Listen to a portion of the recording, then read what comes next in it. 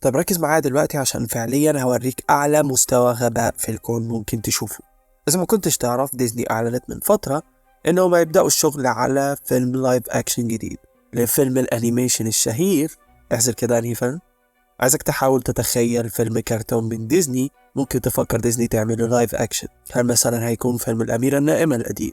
هل هيكون مثلا فيلم سندريلا أو سنو موانا؟ أيوة، موانا، الفيلم اللي ما عداش عليه 7 سنين. أنا مصدوم لسببين. الأول إنه عدى 7 سنين على فيلم موانا، مع إني حاسس إنه الفيلم كأنه لسه نازل السنة اللي فاتت. التاني هو إن ديزني خلصت أفكارها الجديدة الكويسة لدرجة إنها قررت تعمل فيلم موانا لايف أكشن بعد مرور أقل من 10 سنين عليه. ليه قلت من شوية إن الحركة دي غبية؟ عشان أولا فيلم زي ده في ناس كتير أصلا ممكن تكون مشافتوش، فكونك تحوله للايف أكشن بالسرعة دي ده غريب. اتنين هو انه بدل ما تعمل جزء جديد بيكمل احداث ما بعد الفيلم زي ما بيحصل في اي فيلم ناجح، جاي فعليا تعيد القصة من اول وجديد بس لايف اكشن. بس عندي سؤال، ليه؟ لا بجد ليه؟ اصل الفكرة مش منطقية. لو جيت قلت لك تعالى نخش فيلم لسه داخلينه قريب، ردك هيكون احنا لسه شايفينه، خلينا نشوف حاجة جديدة. وده منطقي لان بدل ما اصرف فلوس ووقت على فيلم وقصة لسه شايفهم قريب، هروح اشوف حاجة جديدة. ولكن بصراحة انهم يعيدوا عمل فيلم اتعمل قريب ولسه الناس منسيتش منه حتى الحوار مش مشكلة بجد، قد ما انهم اختاروا انهم يعملوه لايف اكشن. يعني مش كفاية عندكم نقص ابداع مش عند حد وبتكرروا كل قصصكم، كمان تحولوها للايف اكشن. للناس اللي مش عارفة ايه هو اللايف اكشن، اللايف اكشن هو انك تعمل فيلم فيه ناس حقيقية، مش انيميشن او ستوب موشن. فيلم فيه ممثلين وكاميرات واضاءة والكلام ده كله. طبعا شوية منكم بيسأل هو ليه زعلان من حاجة زي كده. فاكرين لاين كينج او سيمبا، الفيلم الاصلي الرهيب اللي كلنا حبيناه؟ عملوا له لايف اكشن. تفتكر الفيلم ده الناس حبته؟ لا، الإجابة لا. طيب ليه الناس ما حبتش الفيلم الجديد برغم من انه اغلى وشكله واقعي اكتر؟ واكيد اشتغلت عليه ناس اكتر من الاصلي، ده كفاية المؤثرات البصرية اللي في الفيلم. ومع ذلك الفيلم ما كانش ناجح زي الفيلم الاصلي. والسبب ببساطة هو ان فيلم الكرتون الاصلي جه الاول وكان ايقوني بشكل كبير ومعروف عند ناس كتير. عشان تفهم قصدي اكتر خلينا نشوف المثال البسيط ده.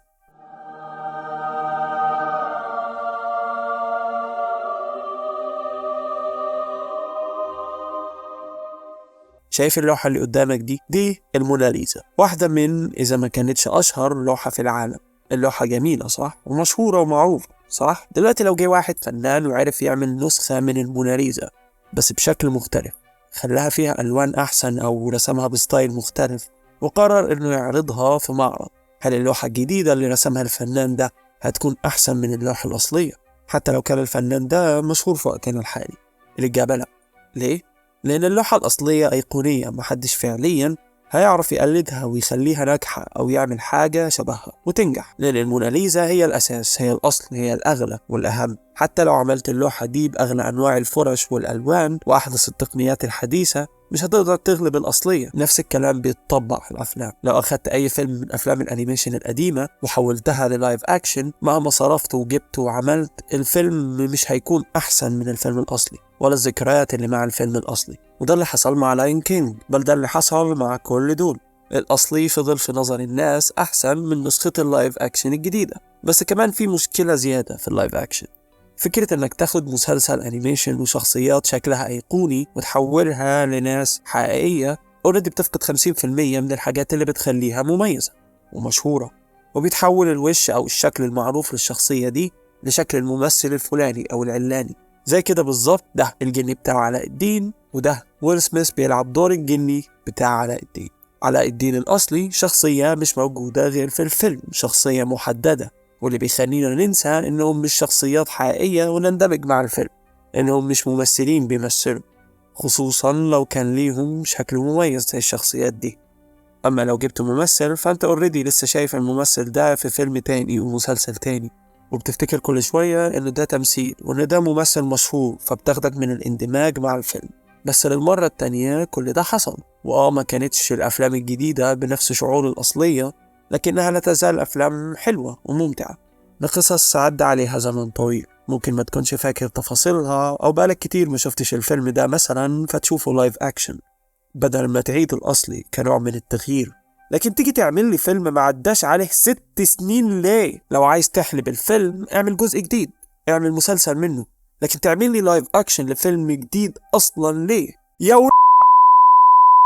زي ما قلت ده دليل واضح انهم كلهم خلصت افكارهم الكويسة، وحتى انهم يحاولوا يعملوا جزء جديد من فيلم مثلا بقى صعب لانهم خلصوا مخزون الابداع بتاعهم. يب، جمع، لان مش ديزني بس اللي هتعمل كده، دريم ووركس هتعمل كده كمان في سلسلة How to Train Your Dragon. يب، زي ما سمعت. انا عايز بس اسأل سؤال، مين المسؤول عن القرارات دي؟ لا بجد مين؟ اصل بغض النظر على انه فكرة الكرتون للايف اكشن فاشلة وانه الاصلي دايما هيكون احسن، مين اللي قال في اجتماع في الشركة وعارفين ايه الفيلم اللي الناس محتاجاه دلوقتي؟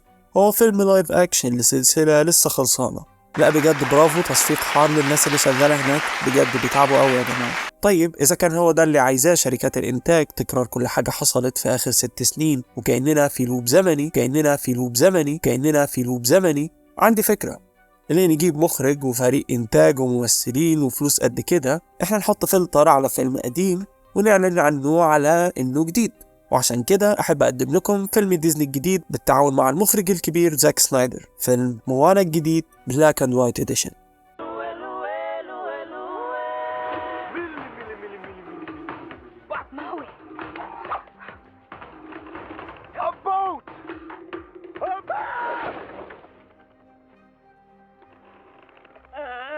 I know, not every day you get a chance to meet your hero.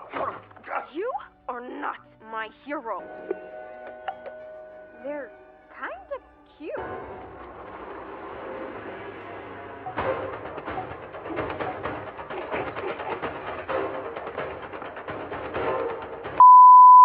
أنا الصراحة تعبت من الملل اللي فيه كل حاجة في الفترة الأخيرة. ما بين كل الأفلام اللي نزلت السنة دي فيلم واحد بس هو اللي حلو. لا وكمان الفيلم اتمنع عندنا عشان هما ما يقدروش يسيبوا حاجة تعدي من غير أجندات، حتى لو كان بوستر صغير، المهم يكون فيه أجندة. فعليا ده أسوأ خبر سمعته من فترة طويلة. واضح إن الشيء المفضل عندنا فعليا بقى ممل، من أجندات وتكرار في القصص والأفكار، وكمان نسخ لايف أكشن من أفلام جديدة ومسلسلات بتتلغي يمين وشمال. فعليا بقيت بفضل أرجع أتفرج على الحاجات القديمة عشان أستمتع، لأن أي حاجة جديدة يا بتتلغي قبل ما تخلص، يا بتكون ملغمة بأجندات وقرف، يا بتكون تكرار لحاجات شفتها قبل كده. في النهاية مشكلتهم الأساسية أنهم بقيوا بيخافوا يبدعوا أو يفكروا برا الحاجات اللي عملوها قبل كده، وأنه لو المسلسل ما جابش مليارات في أول يومين ما يستاهلش يكمل. أتمنى أنهم يبدأوا كبني آدمين يشغلوا مخهم شوية، ولو حتى بنسبة 5%، لأن أي شوية تفكير هيخلوهم ياخدوا قرارات أحسن من كده. لأن إني أشوف فيلم لسه شايفه من 2 بس نسخة أسوأ كمان من الأصلية، دي أغبى حاجة ممكن تعملها شركة إنتاج، وما فيش حاجة بعد ليفل الغباء ده تاني. أوكي، شكرا لكل الناس اللي شافت وتفاعلت مع الفيديو اللي فات وصل ل10,000 مشاهدة. وكمان شكر خاص لكل المشتركين الجداد في القناة، وشكر خاص ليك أو ليكي عشان شفت الفيديو ده. ولو عجبك الفيديو حط لايك واشترك في القناة، ولو عايز تشوف فيديو تاني شوف الفيديو ده.